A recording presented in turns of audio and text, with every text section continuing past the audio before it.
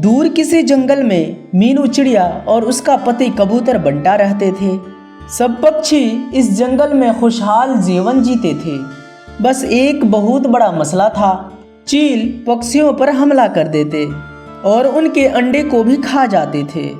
कबूतर बंटा, 1 महीना हो गया है, लेकिन मैं अपनी टूनी बहन के घर नहीं गई। टूनी चिड़िया की अंडे से एक नन्ही सी पक्षी निकली है, वो बहुत प्यारी है। बस मुझे जल्दी से अब उस नन्ही चिड़िया को देखना है।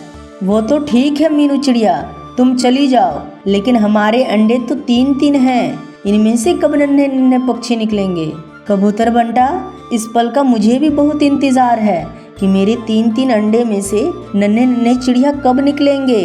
मीनू चिड़िया, तुम जाओ टूनी चिड़िया के घर, लेकिन रात से पहले पहले तुम आ जाना।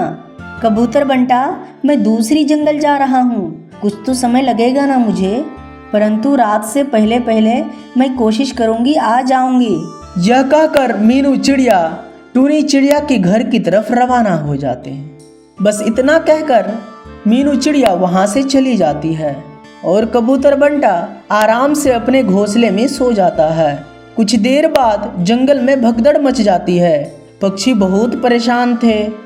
बचाओ, मुझे बचाओ, मुझे बचाओ, मेरे अंडे को बचाओ। सभी पक्षी अपने अपने अंडों को लेकर इधर उधर भाग रहे थे। तभी कालू कौवा कबूतर बंटे को आकर कहता है, अरे अरे कबूतर बंटा, तुम किस समय सो रहे हो? जल्दी उठो जल्दी, पता है जंगल में क्या हो रहा है। फिर कबूतर बंटा फौरन से उठ जाता है। अरे अरे, ये क्या हो रहा है कालू कौवा? जंगल में पक्षी इतने शोर क्यों कर रहे हैं? अरे कबूतर बंटा, फिर से हमारे जंगल में चील और उसके बेटे ने हमला कर दिया है। सारे पक्षी अपने अपने बच्चे और अंडे को लेकर भाग रहे हैं। अरे बाप रे बाप, हमारे जंगल में इतने छोटे छोटे बच्चे और अंडे के साथ कितने जुल्म करेंगे वो। कबूतर बंटा, मैंने अपने अंडे और बच्चे को दूर जंगल में छुपा दिए हैं और अब मैं भी जा रहा हूँ जंगल से दूर। मैं तो कहता हूँ तुम भी अपने तीनों अंडे को लेकर जंगल से कहीं दूर चले जाओ। यह कहकर कालू कौवा वहां से फौरन चला जाता है। अरे बाप रे बाप, अभी तो मीनू चिड़िया भी नहीं है। मैं तीनों अंडों को लेकर कैसे जाऊंगा? मैं क्या करूं? मेरा तो कुछ समझ में नहीं आ रहा। तभी तोता का कबूतर बंटा के घोंसले के ऊपर से उड़ान होता है। अरे अरे कबूतर बंटा, भागो जल्दी से, चील का आना इधर ही हो रहा है अभी। अरे अब मैं क्या करूं? चील अब इधर ही आ रहे हैं। अगर वह मेरे अंडे को देख लिए, वो नहीं छोड़ेंगे मेरे अंडे को। फिर जल्दी जल्दी से कबूतर बंटा पेड़ से पत्तों को तोड़कर अंडे को ढक देता है, जिससे वे अंडे अब पत्तों में छुप चुके थे। चलो, मेरे अंडे तो अब छुप गए, मैं भी जाकर अब कहीं छुप जाता हूँ।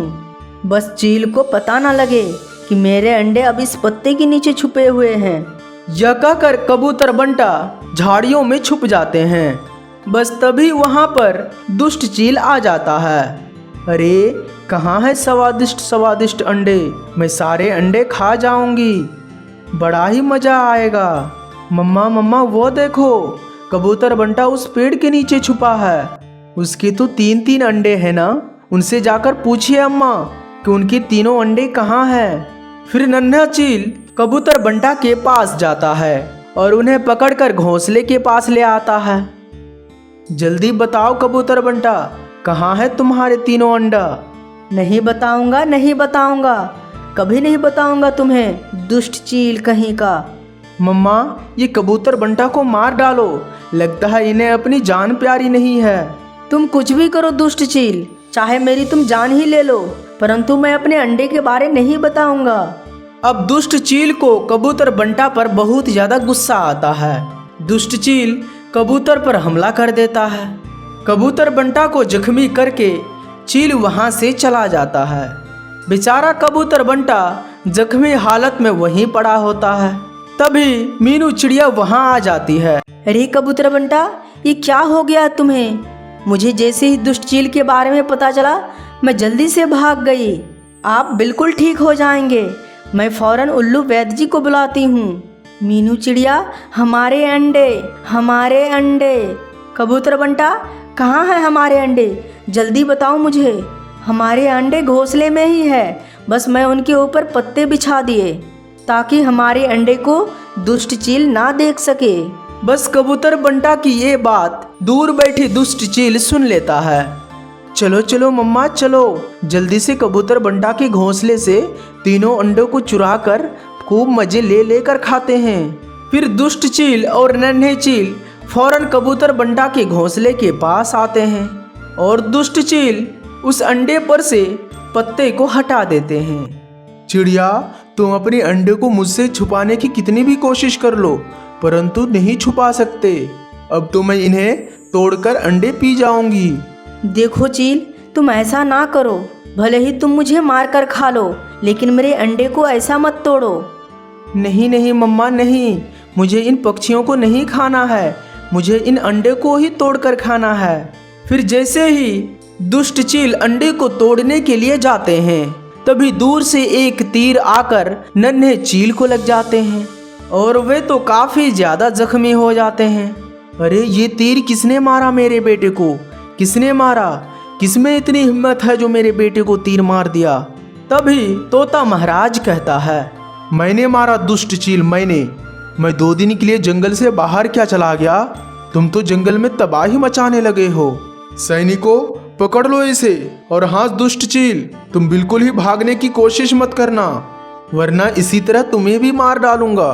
फिर फौरन तोता महाराज के सैनिक ने मिलकर दुष्ट चील को पकड़कर अपने महल ले जाता है। तभी वहां पर कालू कौवा आ जाता है।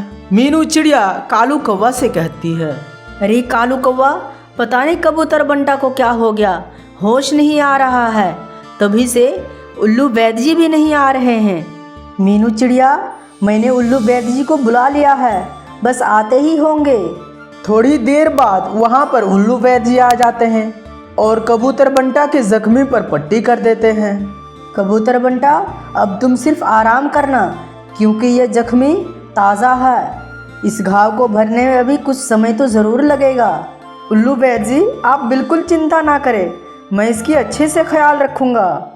कबूतर बंटा, तुम देखना, ये जल्दी ठीक हो जाएंगे, तुम घबराओ मत। यह कहकर उल्लू वैद्य जी वहां से चले जाते हैं। तोता महाराज अपने सिपाही को कहकर पूरे जंगल में ऐलान करवा देता है, सुनो सुनो सुनो, जंगल के सभी पक्षियां सुनो, तोता महाराज ने ये आदेश दिया है, दुष्ट चील को पूरे जंगल में सभी पक्षियों के सामने फांसी दी जाएगी। सभी पक्षी दुष्ट चील को फांसी देते हुए सभी पक्षी अपने अपनी आंखों से जरूर देखें। बस तभी कुछ ही देर में जंगल के सभी पक्षी एक ही जगह जमा हो जाते हैं और सभी पक्षियों के सामने दुष्ट चील को फांसी दे देते हैं। इस तरह दुष्ट चील अपने अंजाम तक पहुंच जाते हैं और जंगल के सभी पक्षी काफी ज्यादा खुश हो जाते हैं। चलो बेटा सोनू, तुमने बहुत खेल लिया, अब भोजन का समय हो चुका है, अब जल्दी से भोजन कर लो। मम्मा, मैं अभी बाबा के साथ खेल रही हूँ, मुझे अभी भोजन नहीं खाना, मैं कुछ देर बाद खा लूँगी। मम्मा, टूना समझाओ ना सोनू चिड़ा को, ये भोजन नहीं खा रहे हैं। बेटा चलो जल्दी से भोजन खाओ, खेल तो हम बाद में भी लेंगे, परंतु हमें भोजन हमेशा समय पर खाना चाहिए। अच्छा बाबा, अच्छा, आप दोनों इतना कह रही हो तो मैं खा लेती हूँ भोजन। फिर पूरे परिवार मिलकर भोजन खा रहा था, सब कुछ ठीक चल रहा था। टूनी चिड़िया और टूनू चिड़ा मिलकर सोनू चिड़ा को बहुत लाड प्यार से पाल रही थी। मम्मा, अब तो मैंने भोजन खा लिया, अब मैं बाहर खेलने के लिए जाऊं? नहीं सोनू चिड़ा, तुम अभी बहुत छोटी हो, तुम तो अभी रास्ते भी नहीं पता। अगर बाहर खेलने जाओगी, इधर उधर गुम हो गई तो मैं तुम्हें कहाँ ढूंढती फिरूंगी। पर मम्मा, मेरा तो बाहर जाकर खेलने का बहुत मन कर रहा है। बेटा बस तुम आज का दिन सब्र कर लो, मैं तुम्हें कल खुद बाहर घुमाने ले जाऊंगा। पक्का पापा? हाँ बेटी, मैं तुम्हें कल जरूर घूमने ले चलूंगा। फिर सोनू चिड़ा अगले दिन का इंतजार करने लगता है। फिर अगला दिन भी आ जाता है। पापा, अगला दिन भी आ गया, चले ना आप, हम जंगल की सैर करने चलते हैं। हाँ मेरी बेटी, चलो चलते हैं, बहुत मज़ा आएगा। अरे रुके रुके, आज मौसम मुझे ठीक नहीं लग रहा, देखिए तो कितनी तेज हवाएं चल रही है बाहर, कहीं बारिश शुरू ना हो जाए। मैं तो कहती हूँ आप दोनों आज बाहर ना जाएं। पर मम्मा आज मेरा बहुत दिल कर रहा है बाहर जाने का, मुझे मना मत करो। हाँ टूनी चिड़िया, हमारी बेटी कल से इंतज़ार कर रही है, इसे मना करना ठीक नहीं। हाँ हाँ टूना, वो तो ठीक है, पर देखो तो बाहर कितनी तेज़ हवाएं चल रही है। पर वो तो बच्चे हैं, बच्चे तो जिद करेंगे ही ना। तुम चिंता ना करो टूनी, वैसे भी मैं जा रहा हूँ ना सोनू चिड़िया के साथ। जैसे ही बारिश शुरू होगी मैं फ़ौरन आ जाऊँगी, बस तुम परेशान मत हो। ठीक है जाओ, पर ध्यान से चलना। तभी टूना चिड़िया और उसकी बेटी सुनु चिड़ा दोनों ही जंगल के शहर में निकल पड़ते हैं। टूना चिड़िया सुनु चिड़ा को जंगल की काफ़ी दूर तक सैर कराता है। अब तो आहिस्ता आहिस्ता मौसम काफ़ी ज़्यादा ख़राब हो जाता है। आसमान पर काले काले बादल छा जाते हैं। बस थोड़ी ही देर बाद काफ़ी तेज़ बारिश शुरू हो जाती है।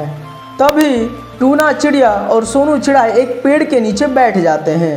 अरे सोनू चिड़ा, देख रहे हो कितनी तेज बारिश हो रही है। चलो चलो जल्दी घर चलते हैं। पर बाबा अभी तो पूरी जंगल घूमे भी नहीं, और बारिश में तो और ज़्यादा मज़ा आ रहे हैं। चलो चलो थोड़ी देर और घूम लेते हैं। नहीं बेटा, तुम्हें अपनी माँ की बात याद तो है ना। तभी टूना चिड़िया सोनू चिड़ा को घर ले जाता है। जाते जाते सोनू चिड़ा का पैर फिसल जाता है और वे नीचे गिर जाता है। अरे बाप रे मेरी बेटी, तुम्हें क्या हो गया? तुम कैसे गिर गई? बाबा मुझे बचा लो बाबा, मुझे यहाँ से निकालो, मैं झाड़ी में गिर गया हूँ। हाँ बेटी हाँ, मैं तुम्हें अभी बाहर निकालती हूँ। यह कहकर टूना चिड़िया सोनू चिड़ा को झाड़ी से बाहर निकाल लेते हैं। सोनू चिड़ा, कहीं तुम्हें चोट तो नहीं लगी? नहीं बाबा, मैं बिल्कुल ठीक हूँ। बाबा मैं बिल्कुल ठीक हूँ, मुझे चोट बिल्कुल नहीं लगी, मैं झाड़ी पर गिरी थी। हाँ बेटी, अच्छा हुआ कि तुम झाड़ी पर गिरी, नहीं तो तुम्हें चोट भी लग सकती थी। तभी वे झाड़ी जोर जोर से हिलने लगते हैं। उस झाड़ी में से एक बड़ा सा मूसे निकलते हैं। वह बड़े से मूसे काफ़ी ज़्यादा गुस्से में था, क्योंकि उसकी नींद जो खराब हो गई थी। देखो पक्षी, मैं कितनी सुकून से सो रहा था, तुम दोनों ने मेरी सारी नींदें खराब कर दी। अब मैं तुम्हें नहीं छोड़ूंगा। बाबा ये मूसे अब हमें नहीं छोड़ेगा। फिर सोनू चिड़ा टूना के पीछे छुप जाता है और वे मूसे गुस्से में टूना चिड़िया को ही काट लेता है। मूसे टूना चिड़िया को काट कर वहाँ से भाग जाते हैं। सोनू चिड़ा रोते हुए कहते हैं, पापा उठो ना पापा, उठो, मुझे घर का रास्ता भी पता नहीं है। ये क्या हो गया है तुम्हें पापा? मूसा के काटने की वजह से टूना चिड़िया उसी समय मर जाता है। दोस्तों, अगर आप सब इसका अगला पार्ट देखना चाहते हैं तो हमारी चैनल को सब्सक्राइब करें।